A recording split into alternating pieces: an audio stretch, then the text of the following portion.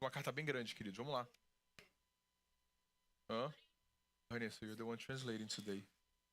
Yeah. Vanessa is going to the translation room to do the translating. Oh, Cynthia's there, Vanessa, you got cover. Cynthia's there. Ok, nós temos falado sobre 2 Coríntios. A gente precisa correr pra gente terminar de ver o Novo Testamento inteiro esse ano. Então, nesse momento eu quero convidar você a abrir suas Bíblias de novo em 2 Coríntios para nós terminarmos de estudarmos a carta aos 2 Coríntios. Eu vou esperar para as crianças irem para a aula delas, para nós podermos continuar. Vai lá, Vitor, a aula já começou. Vamos lá, queridos. 2 Coríntios, a gente vai relembrar um pouquinho o que a gente falou na última quinta-feira. A gente conversou um pouco na última quinta-feira, para os que não se lembram, para os que têm memória curta. A gente começou a falar um pouco como, na verdade, 2 semanas atrás, Paulo escreve falando que nós somos embaixadores de Cristo. E aí, na semana passada, nós vimos 2 aspectos do que significa ser embaixadores de Cristo.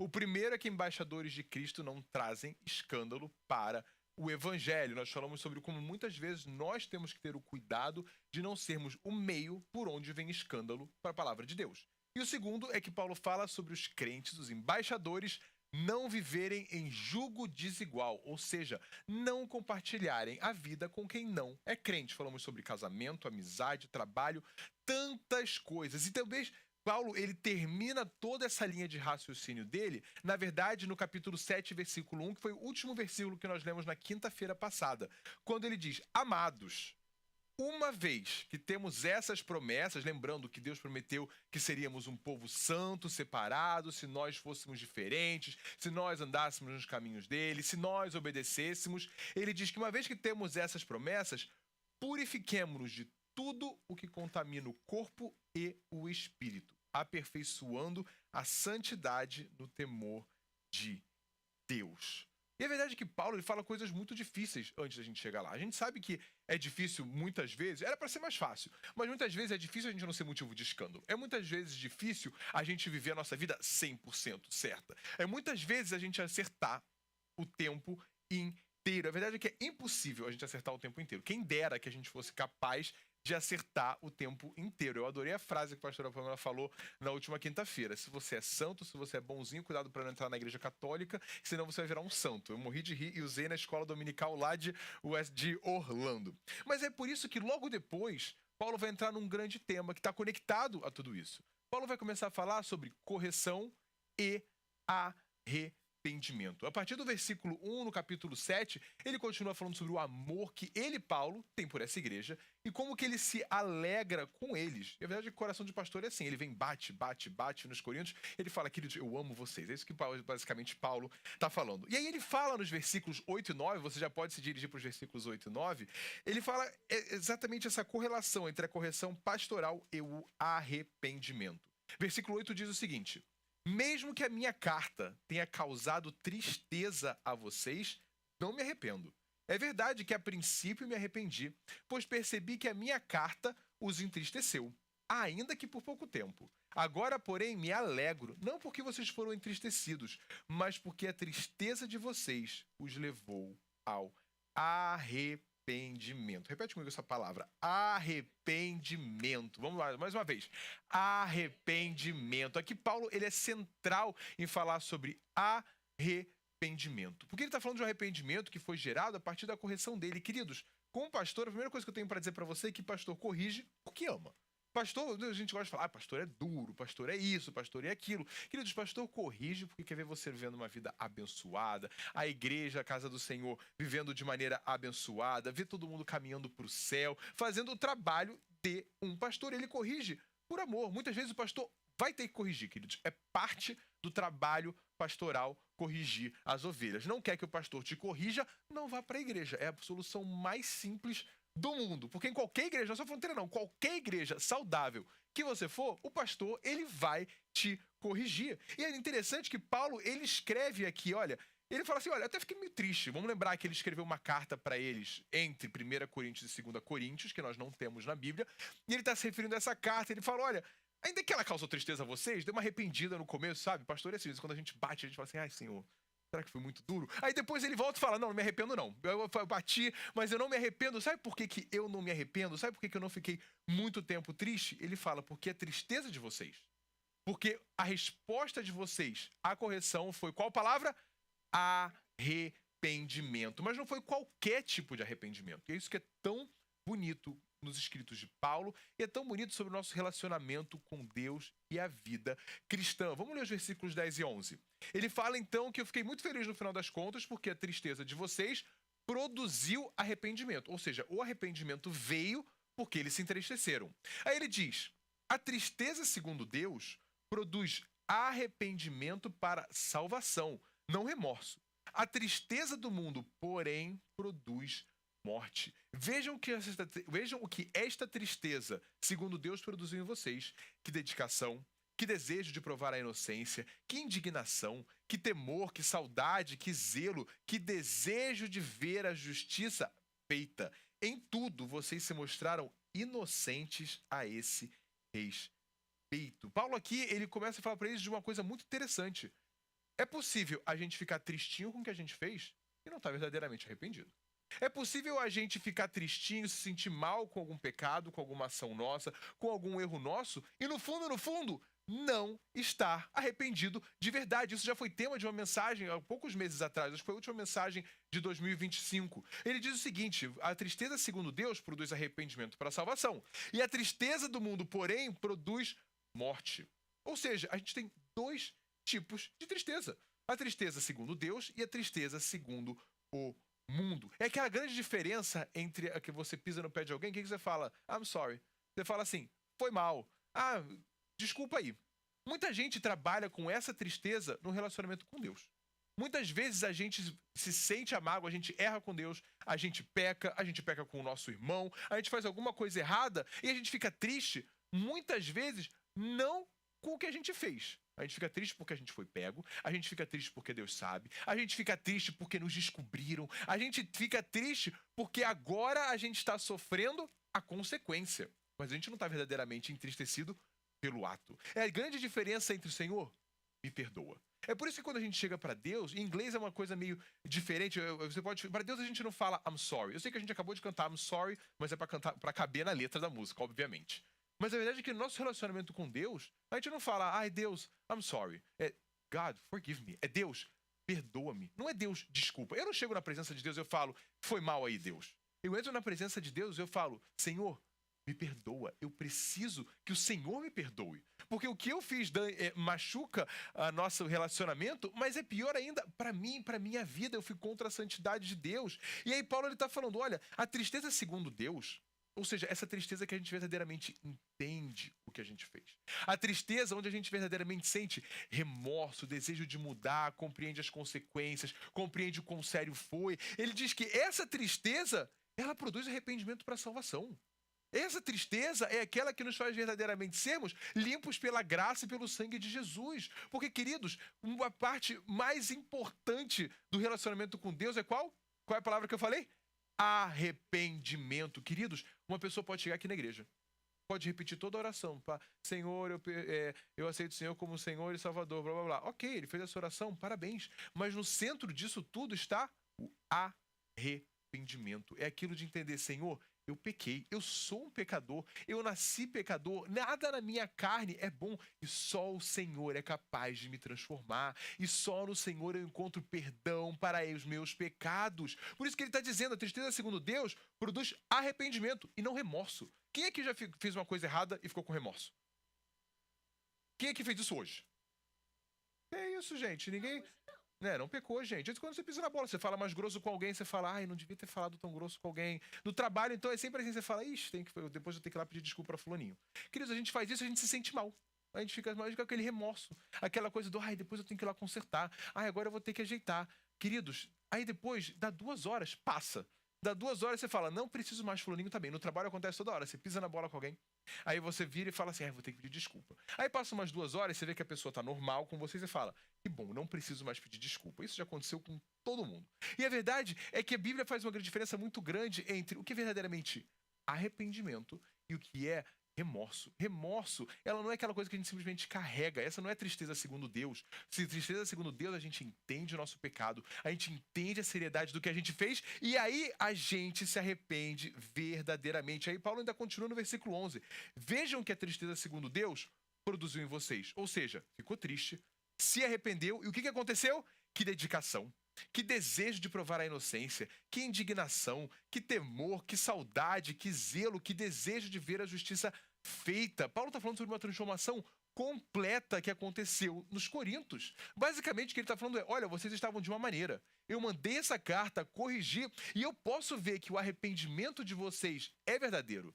Que a tristeza de vocês, ela valeu a pena porque vocês agora atuam dessa maneira, com temor. Agora vocês querem ver a justiça feita. Vocês se lembram que lá em 1 Coríntios, ele vira para eles e fala assim, queridos, vocês estão tendo imoralidade sexual entre o meio de vocês e vocês estão batendo palma. E agora em 2 Coríntios, Paulo está falando, vocês têm desejo de ver a justiça sendo feita. Mas a melhor notícia disso é que Paulo está dizendo é que em Jesus sempre há esperança para nós.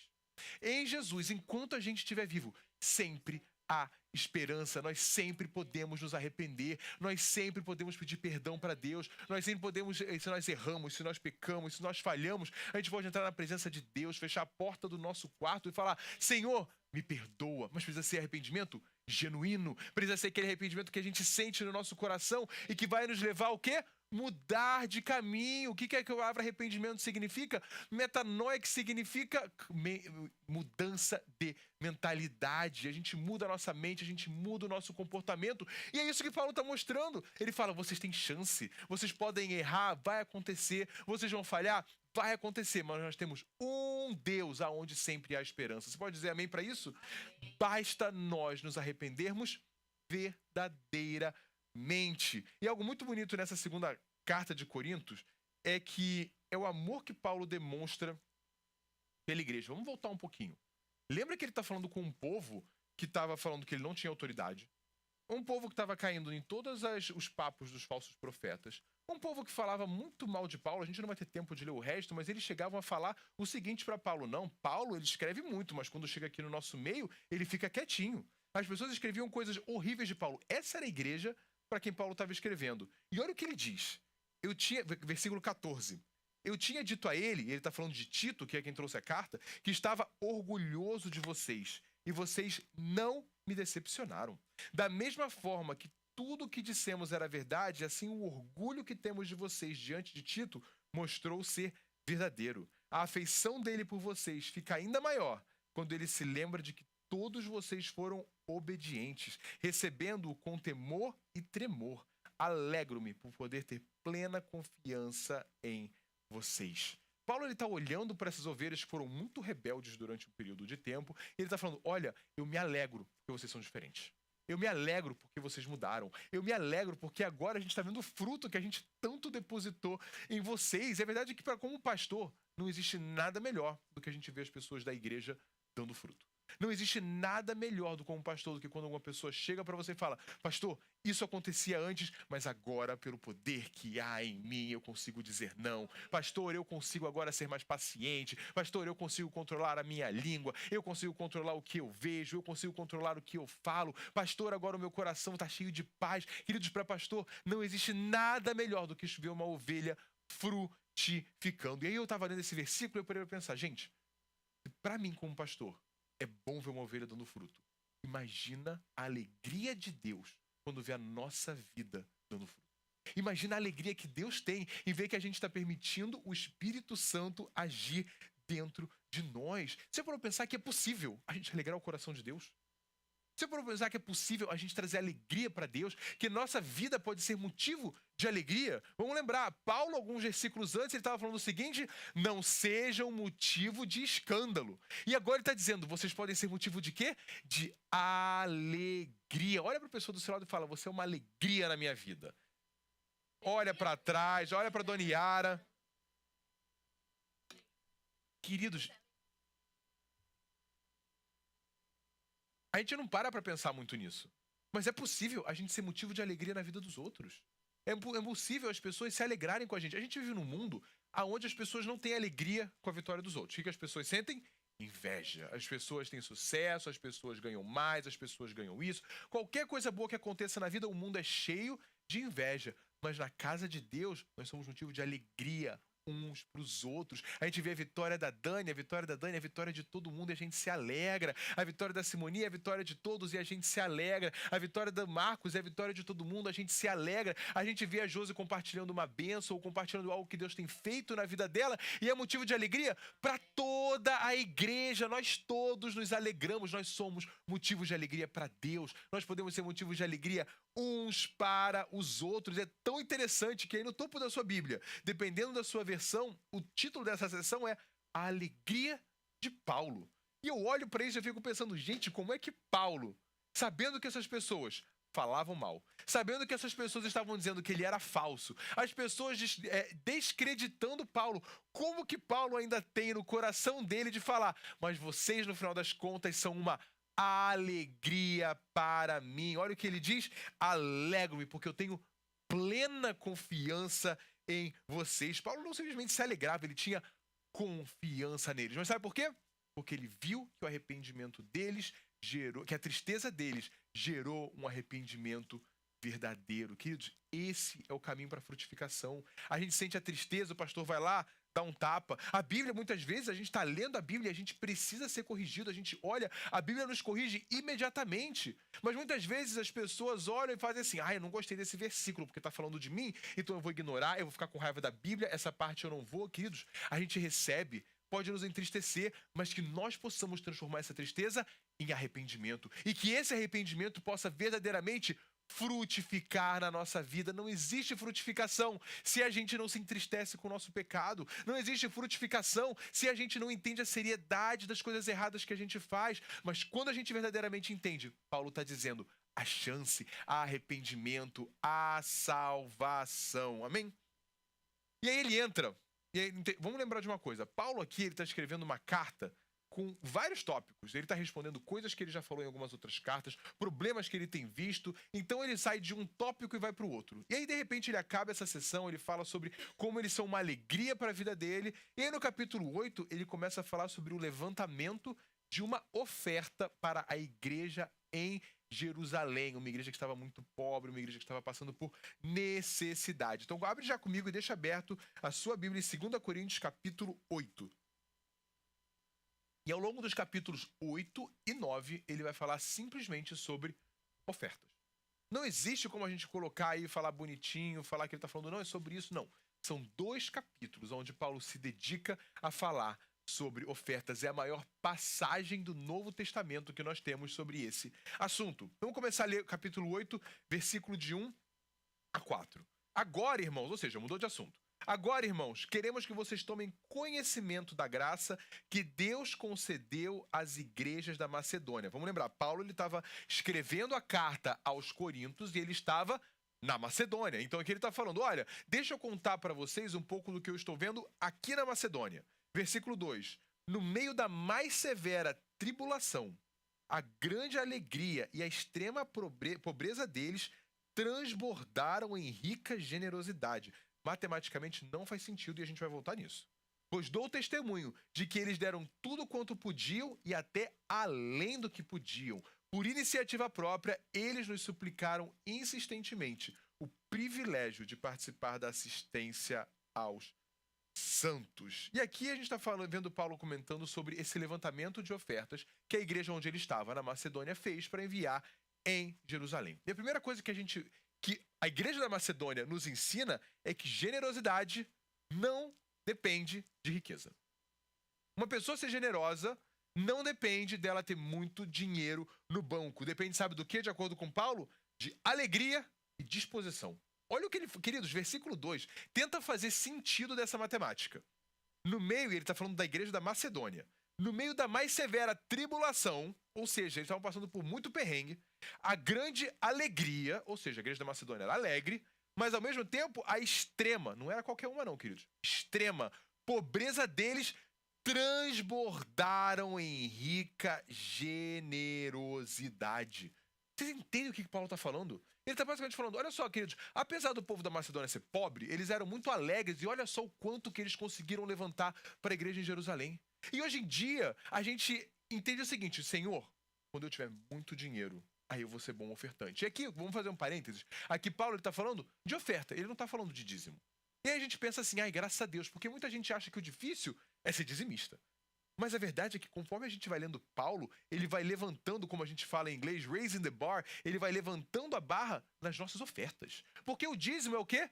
10%. Se você for ganhar $1 milhão, os 10% não mudam, continua sendo 10%. Mas o que ele está dizendo aqui é o seguinte: nas ofertas, querido, esse povo era pobre, pobre, pobre, passando por tribulação, sendo perseguido, queridos, a igreja em Jerusalém sofrendo muito porque estava prestes a sofrer a derrubada e a invasão da cidade pelo Império Romano. E aí o que a gente está vendo aqui é que essa igreja, mesmo pobre, a igreja da Macedônia... ele estava mandando isso para a igreja de Jerusalém, que estava passando por essa dificuldade. E a igreja da Macedônia, mesmo sendo pobre, eles foram abundantes. Olha isso, transbordaram em rica generosidade.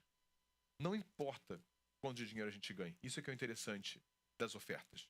Não importa se a gente ganha muito ou se a gente ganha pouco. É possível dar muito dinheiro e não estar sendo generoso.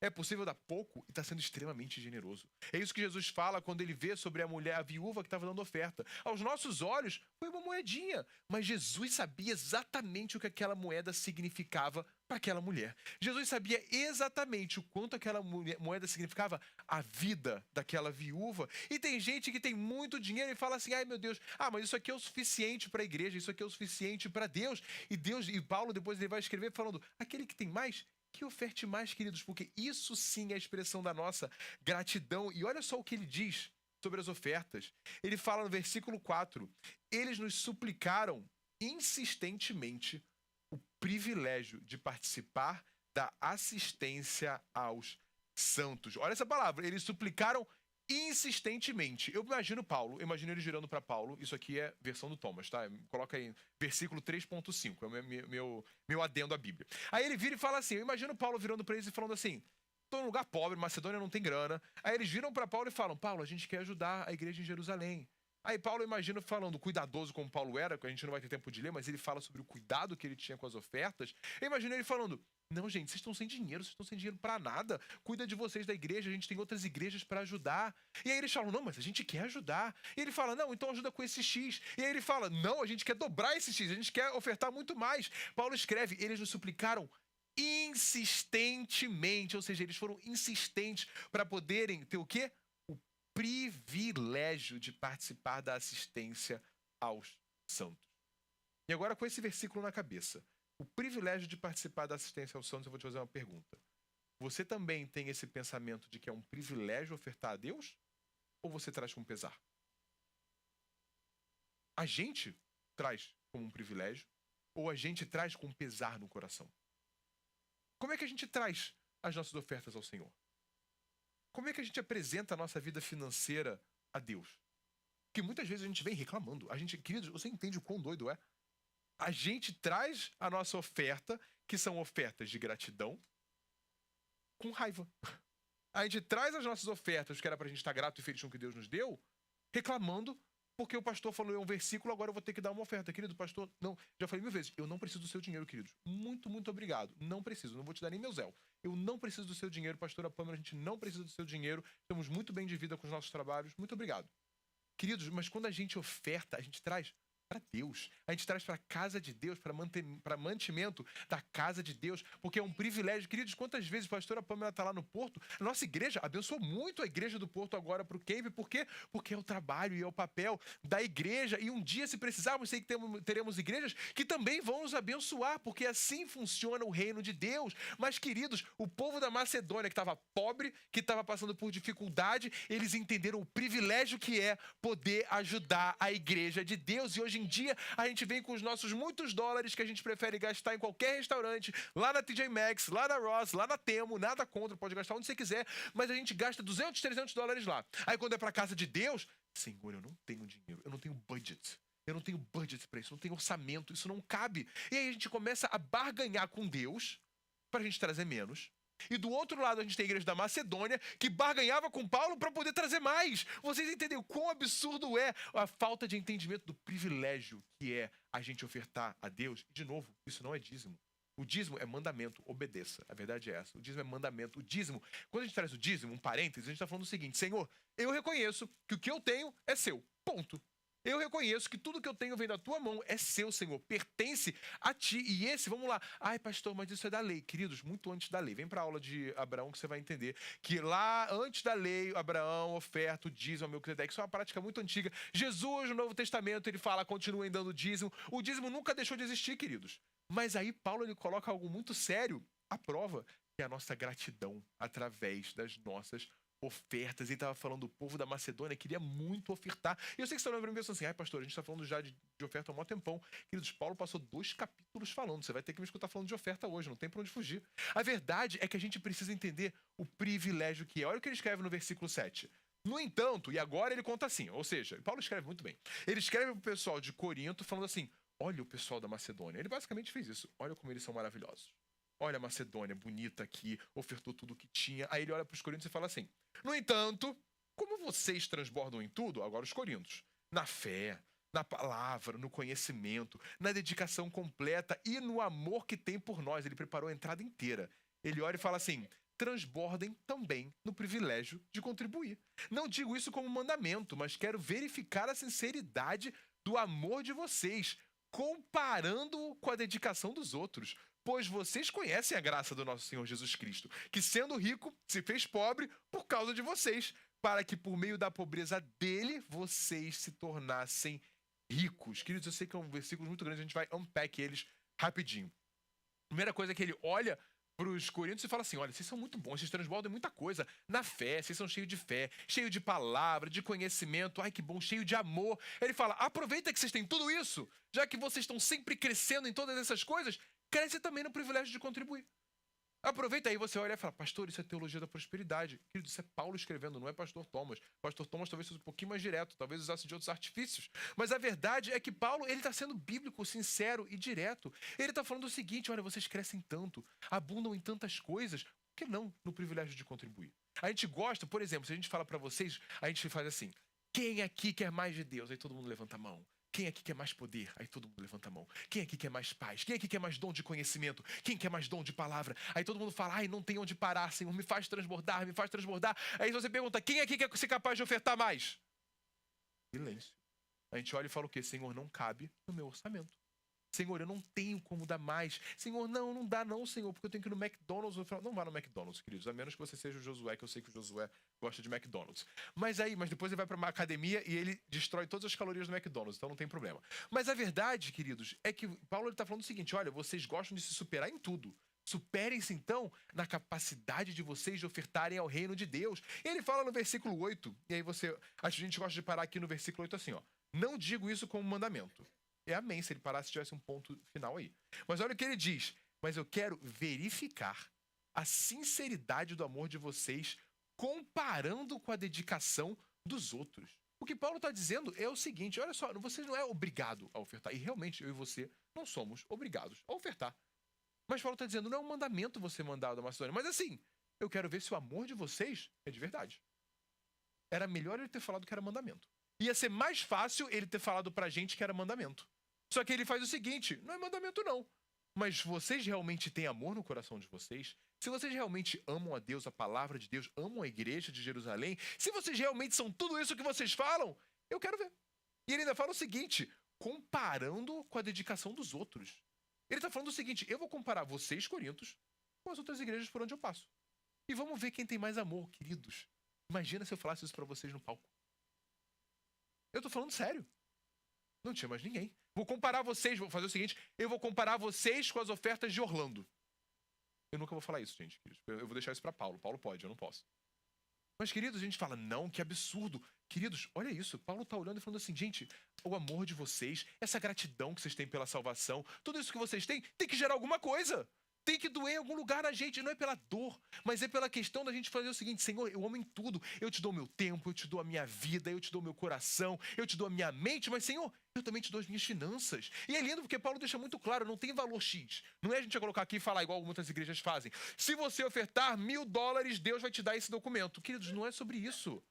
Paulo, em momento algum, ele está falando que o valor estipulado, ele está falando o seguinte, você conhece a sua vida financeira.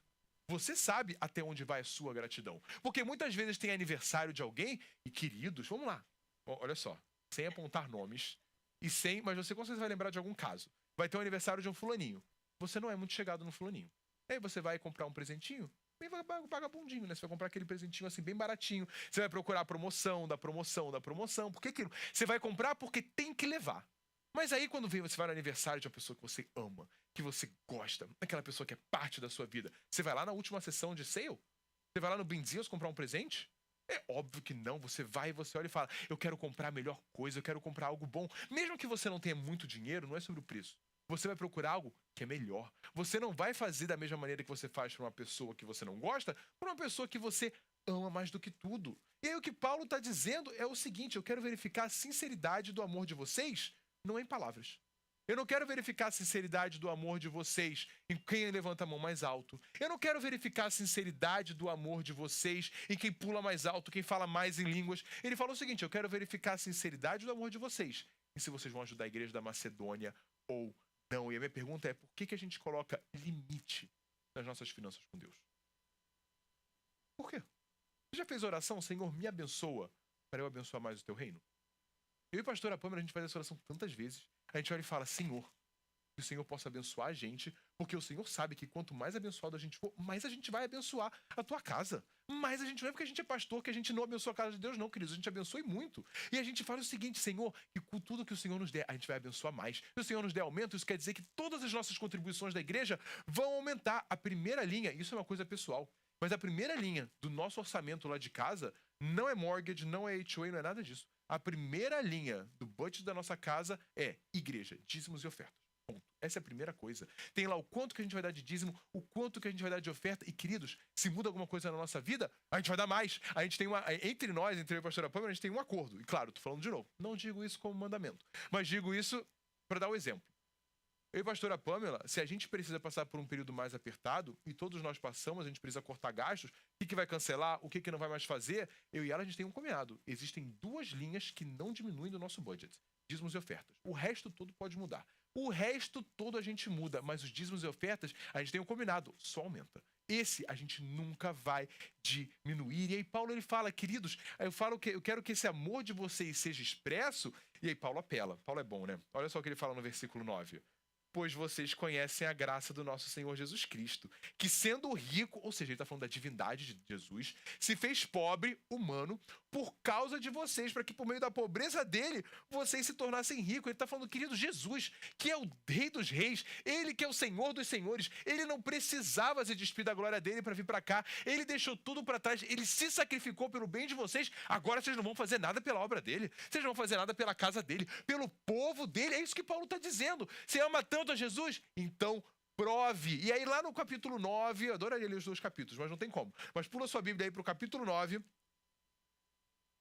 versículo de 6 a 8. Ele fala agora sobre algo que nós conhecemos como a lei da semeadura. Ele diz, lembrem-se, aquele que semeia com moderação também colherá moderadamente.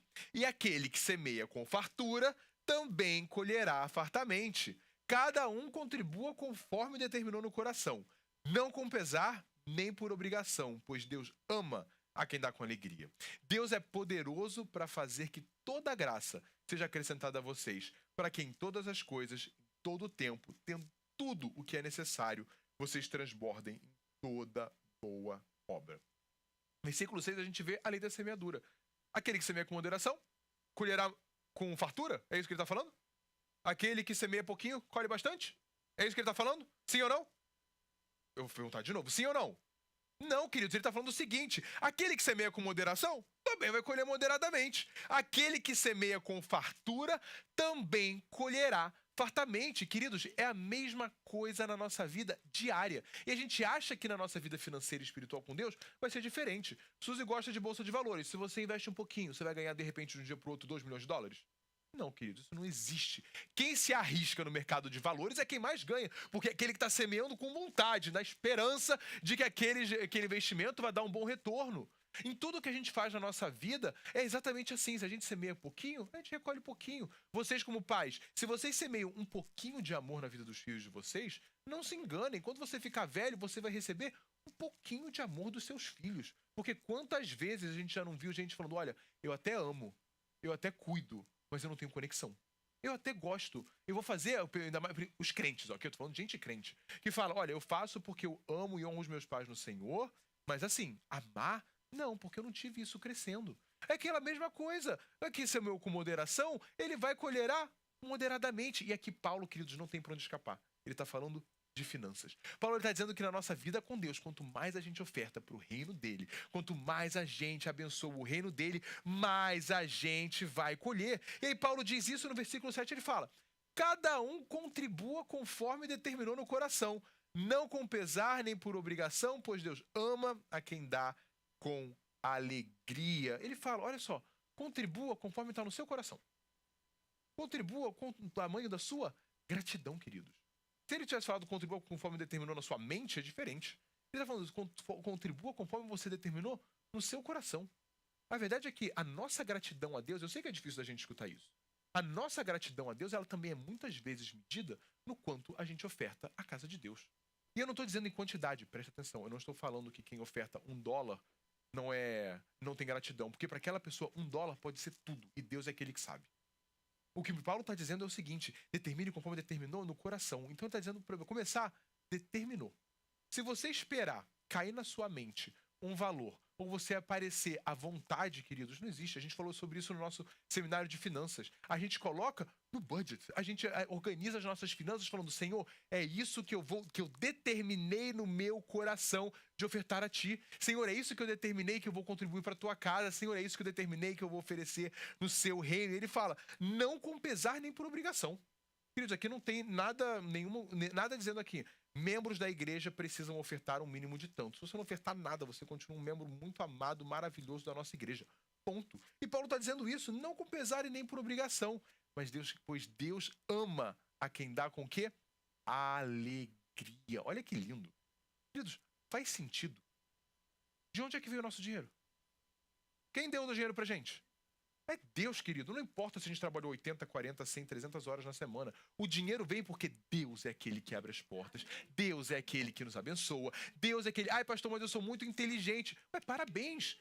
Deus é aquele que abençoa. Deus é que te deu a capacidade. Deus é que te deu o cérebro. Deus é que te deu a habilidade. Deus é aquele que nos abençoa em todas as áreas. E esse Deus que nos abençoa, quando a gente demonstra a nossa gratidão para Ele com essas mesmas finanças, o que Ele faz? Ele ama quando a gente traz com alegria. Ama. Queridos, aprenda a se alegrar na sua oferta.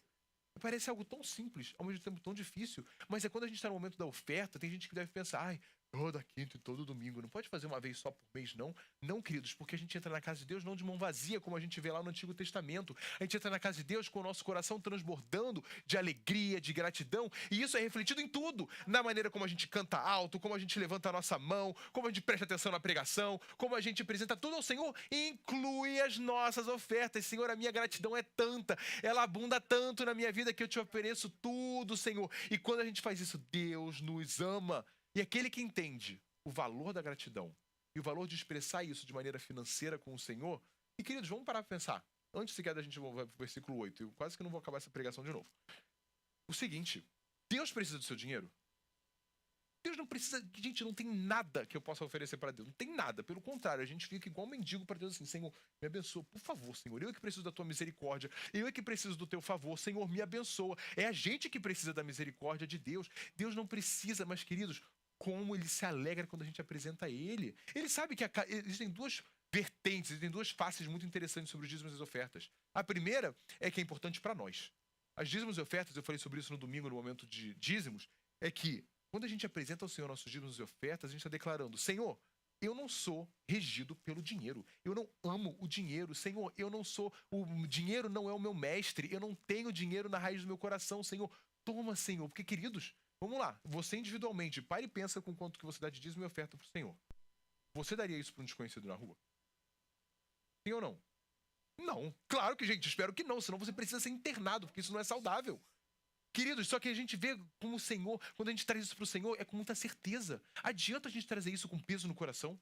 Adianta a gente apresentar tudo isso pro Senhor com peso, reclamando. Por isso que Paulo está falando, dá com alegria, gente. Traz ao Senhor com alegria. Traz ao Senhor sabendo que Ele é que provê. Porque no versículo 8 ele diz, Deus é poderoso para fazer que toda a graça seja acrescentada a vocês, para que em todas as coisas, em todo o tempo, tendo tudo o que é necessário, vocês transbordem em toda obra. Olha que lindo que Paulo está falando. Ele está falando o seguinte, vocês trazem para o Senhor, não se preocupe, Ele é aquele que vai fazer você transbordar. Antes no começo, Paulo fala, eu quero que vocês transbordem, mas conforme a gente transborda em gratidão ao Senhor nas nossas finanças, ele fala que Ele também vai nos fazer transbordar em toda boa obra. É por isso que a gente fala que nosso Deus não deixa que a gente nos falte nada. Não importa se a gente seja rico, se a gente seja pobre, crente não fica passando por necessidade, porque nós temos um Deus que supre cada necessidade. Nós passamos por períodos de dificuldade. Jesus fala sobre aquele que é pobre, ele diz, os pobres você sempre vai ter, e sempre vai ter pobre na igreja também, não adianta. Mas, queridos, nada nos falta. E é uma matemática que o mundo não é capaz de compreender. É uma matemática que o mundo não consegue assimilar. Mas aquele que é fiel ao Senhor, aquele que é filho de Deus, aquele que transborda em gratidão ao Senhor, ele não falta nada, porque essa é a lei da semeadura que o nosso Deus estabeleceu. E aí no versículo 10 ele diz o seguinte, aquele que supre a semente, ele está falando de Deus, eu vou correr agora. Aquele que supre a semente ao que semeia o pão, aquele que supre a semente ao que semeia, e o pão ao que come, também os suprirá e multiplicará a semente e fará crescer os frutos da justiça de vocês. Olha o que Paulo está dizendo, queridos, aquele que supre a semente ao que semeia, ou seja, está falando de Deus dando a semente para a gente, ele é aquele que vai fazer crescer o fruto da nossa justiça. É Deus quem vai nos abençoar quando a gente abençoa. É Deus que vai fazer prosperar a nossa casa quando a gente faz o reino dele prosperar. E ele escreve no versículo 11, vocês serão enriquecidos, é financeiramente que ele diz. Versículo 11 diz o quê? Vocês serão enriquecidos de todas as formas, querido, porque a gente pode investir na Bolsa de Valores. Bolsa de Valores só tem um retorno financeiro. Bolsa de Valores não te dá paz, Bolsa de Valores não te dá alegria, Bolsa de Valores não te salva. O seu trabalho, a única coisa que retorno que ele te dá é financeiro, porque você não é preenchido pelo seu trabalho, que um dia talvez possa te demitir, você não encontra alegria e realização no seu trabalho. Deus é aquele que nos enriquece de todas as formas, para que possam ser generosos em qualquer ocasião e a sua generosidade resulte em ação de graças a Deus. Você pode dizer amém? É muito bom a gente entender a bênção de ser fiel a Deus nos dízimos, mas também de termos um coração que ele transborda de gratidão, não somente com palavras, não somente com ações, mas também com as nossas finanças. Nós somos enriquecidos de todas as formas. Para que eu e você possamos o quê? Guardar tudo? É isso que ele fala? Vamos lá. Transbordar. Queridos, se tem uma pessoa que Deus odeia, é o avarento. Vai ler Salmos, vai ler as parábolas. Deus odeia aquele que guarda dinheiro por conta própria. Aquele que só quer guardar para guardar, para guardar, para guardar. Para que você está guardando? Porque eu quero ter mais, porque eu quero ter mais, porque eu quero ter mais. Não, a Bíblia não fala nada contra investimento, a Bíblia não fala nada contra a gente ter a nossa poupança, ter o nosso dinheiro. Mas sabe aquela pessoa que ama tanto dinheiro, que o objetivo dela é ter dinheiro por ter dinheiro? Para que você quer tanto dinheiro? Você não gasta nada. Porque eu quero ter. Porque eu preciso ser rico. Porque eu preciso ter a conta do banco cheia. Ah, porque você não sabe o dia de amanhã. Queridos, eu realmente não sei, mas eu conheço aquele que sabe. E ele cuida da minha vida. Ele cuida do meu futuro. Por isso que Deus odeia o avarento, Deus odeia o ganancioso. A gente tem aquela parábola em que o homem, ele enche todo um barn, todo um celeiro. E ele fala, vou construir um outro. E aí Deus olha e fala, o que ele vai fazer no dia que ele morrer? Vai ficar para quem tudo isso? Queridos, Deus nos abençoa para a gente ser generoso. E aí, olha que doido. Quanto mais generoso a gente é na obra de Deus, mais o Senhor nos abençoa. Mais o Senhor cuida da nossa casa, mais o Senhor cuida da nossa família, mais o Senhor nos abençoa. Queridos, essa é a matemática de Deus, porque a nossa não faz sentido. Mas quanto mais a gente abençoa o Senhor, quanto mais fiel a gente é a Ele, mais a gente é cuidado, mais a gente experimenta a fidelidade de Deus. Então o que a gente faz com tudo isso? A gente acabou de ler 2 capítulos inteiros somente sobre oferta. Primeiro, entenda uma coisa, ofertar é um privilégio. Quando você entrar aqui na igreja, você, seja por envelope, como é que seja que você for ofertar ao Senhor, seja da sua casa, muita gente dá por Zé, no meio do trabalho, eu faço isso, caiu o dinheiro na minha conta, eu tô lá fazendo o céu imediatamente. Mas não importa em que momento você esteja dando a sua oferta para o Senhor, entenda o seguinte, é um privilégio. Não é uma rotina a mais, não é algo a mais que a gente faz, não é só mais uma parte do meu dia. Queridos, é um privilégio a gente ofertar ao nosso Deus. Sabe por quê? eu não mereço o que eu tenho. Eu tenho plena consciência de que eu não mereço 0,5% das bênçãos que Deus me deu. Eu não mereço nenhuma das bênçãos que Deus me deu. Mas Ele é tão bom. Então quando eu trago a minha gratidão a Ele, ela também é expressa financeiramente. Mas também Deus nos chama cada um de acordo com a nossa capacidade a sermos generosos. Ora para o Senhor e fala: Senhor, como que eu posso ser mais generoso? Já fez essa oração para Deus? Cuidado que Deus responde. A gente já fez essa pergunta para Deus: Senhor, como é que eu posso ser mais generoso? Senhor, me mostra como. E eu vou falar de novo, queridos, eu vou reforçar isso porque é uma pregação diferente, falando de um tópico que é delicado para muita gente. Eu não estou aqui pedindo seu dinheiro. A igreja, graças a Deus, continua pagando todas as contas. Graças a Deus, a igreja daqui é capaz de suprir a igreja de Orlando também. Ajudamos muitas igrejas, ajudamos missionários. Graças a Deus. Então eu não estou aqui porque a igreja está precisando de dinheiro não, queridos. Entenda uma coisa. Isso que Paulo está falando, é claro, é para abençoar a nossa igreja, mas é para abençoar a nossa vida. É para a gente aprender a experimentar a fidelidade de Deus dia a dia. Existem testemunhos, e como é um assunto delicado, eu nunca dou os nomes das pessoas, mas tem gente aqui da igreja que já deu tantos testemunhos de pastor. Eu estava faltando, e eu sei que a gente vai achar que isso é absurdo e tudo mais, mas tanta gente que fala: mas desde que eu comecei a ser dizimista, nunca faltou na minha casa. Desde que eu comecei a ser... E queridos, chega ao ponto, já escutei, chega ao ponto de falar: Senhor, não tem de onde vir. Deus manda.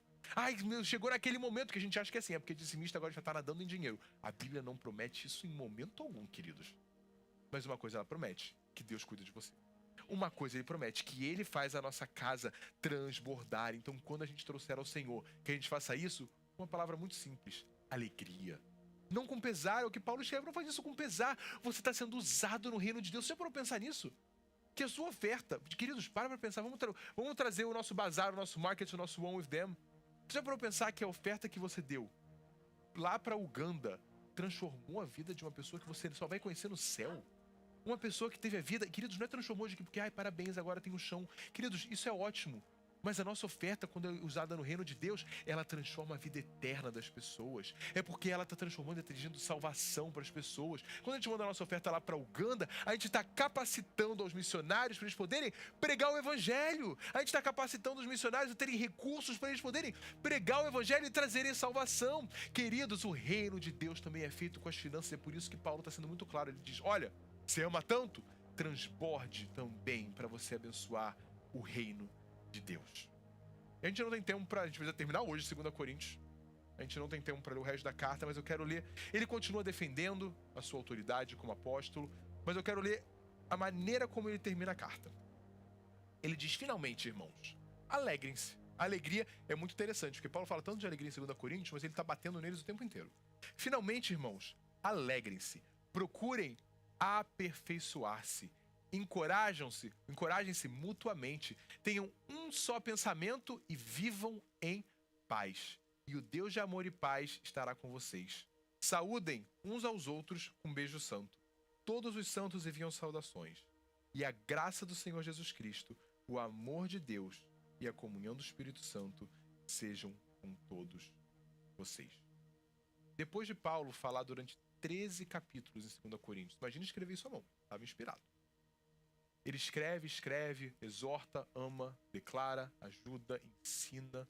No final de tudo isso, ele termina a carta falando assim: finalmente, irmãos, depois de tudo isso, vocês vão aplicar tudo o que eu falei. Mas lembrem-se de uma coisa: se alegrem. Se alegrem no reino de Deus. Se alegrem porque vocês são salvos. Ele diz: procurem aperfeiçoar-se. Nenhum de nós é perfeito. A gente continua a nossa jornada de santificação dia a dia. E ele fala: encorajem-se mutuamente. Ele não falou: manda o pastor encorajar você. Ele está falando: encorajem-se mutuamente. Simoninho encoraja o Josh, o Josué. A Mariah encoraja a Andressa. O Gabe encoraja a Josi. Ele está falando: a gente se encoraja. Encorajar, queridos, vamos lá, que hoje a gente encorajar, a gente acha que vai ficar assim, ó, parabéns. Querido, encorajar não é isso não. Encorajar é: você consegue. Permanece firme na fé, vamos juntos até o fim, você pode contar comigo, eu vou estar orando por você, eu vou estar te ajudando, o que você precisar, conta comigo. Isso é o encorajamento dos filhos de Deus. E ele fala: tenham um só pensamento e vivam em paz. Quando a gente entende sobre o que é a Bíblia, a palavra de Deus, o relacionamento com Deus, a salvação, e os nossos problemas e nossas picuinhas ficam minúsculos. O que são os nossos probleminhas que de vez em quando aparecem entre a gente? O que são os probleminhas da nossa vida que aparecem muitas vezes comparado com a salvação que a gente tem em Jesus Cristo? Por isso que Paulo fala, tenham um só pensamento, vivam em união e vivam em paz. E aí? Olha isso, ele fala, e o Deus da paz, do amor e paz estará com vocês. E eu tenho certeza que esse Deus está no nosso meio nessa noite. Eu tenho certeza que esse é o Deus, queridos, olha que lindo. Esse mesmo Deus que Paulo está escrevendo aqui para os Coríntios 2000 anos atrás, é o mesmo Deus que escutou a sua oração hoje. É o mesmo Deus que sabe o que você está precisando hoje. É o mesmo Deus que sabe o que você suplica hoje. Hoje, esse mesmo Deus, ele está no nosso meio. E ele fecha com o que a gente chama da bênção apostólica. Que a graça do Senhor Jesus Cristo, o amor de Deus e a comunhão do Espírito Santo sejam com todos vocês. Amém. Até o fim dos tempos. A gente pode prosseguir, porque a gente sabe que Deus está com a gente. A gente pode permanecer, agora no fechando 2 Coríntios, a gente consegue permanecer, lutar contra as falsas doutrinas, permanecer na palavra de Deus, fiel a Deus, fiéis a uns aos outros, fiéis à casa de Deus, fiéis às nossas famílias. A gente consegue permanecer firme apesar das dificuldades, porque nós temos um Deus que é em nós, mas Ele é por nós. Nós temos um Deus que habita em nós, mas que luta por nós também. Nós temos um Deus que é aquele que pede para nós sermos santificados, mas é Ele que nos santifica. Nós temos um Deus que é aquele que fala, sejam generosos na sua oferta, mas Ele diz, porque eu vou fazer vocês transbordarem. Queridos, no final das contas, nós temos um Deus que nos capacita para fazermos tudo o que é necessário para vivermos essa vida bem. Uns com os outros, alegres, em paz. Você entende? Se a vida está pesada, queridos, se a vida está muito carregada e a gente passa por momentos assim, a gente tem que olhar para Deus. Então a nossa vida está muito pesada, muito difícil, a gente perde a alegria, a gente começa a perder a paz, a gente se sente perdidos, queridos. Olha para a sua salvação. Olha para aquele que é capaz de te resgatar no problema, aquele que é capaz de te dar uma solução, aquele que é capaz de te abraçar mesmo no dia chuvoso. Esse é o Deus que nós temos. Por isso que ele diz, a graça, olha que lindo. O Senhor Jesus Cristo nos dá a graça. Deus nos dá o amor. E com o Espírito Santo nós temos comunhão. É tudo o que eu e você precisamos em um só Deus. Amém? Eu quero convidar você a fechar os seus olhos. Senhor, muito obrigado, Pai. Obrigado porque nessa noite, Senhor, nós terminamos de estudar e aprender com a carta de 2 Coríntios. Senhor, e quantas coisas, Senhor, nós aprendemos ao longo das últimas semanas. Obrigado, Senhor, porque o Senhor usou a vida do apóstolo Paulo para nos ensinar verdades tão poderosas para vivermos, Senhor, a vida nessa terra da melhor maneira, Senhor. Muito obrigado, Pai.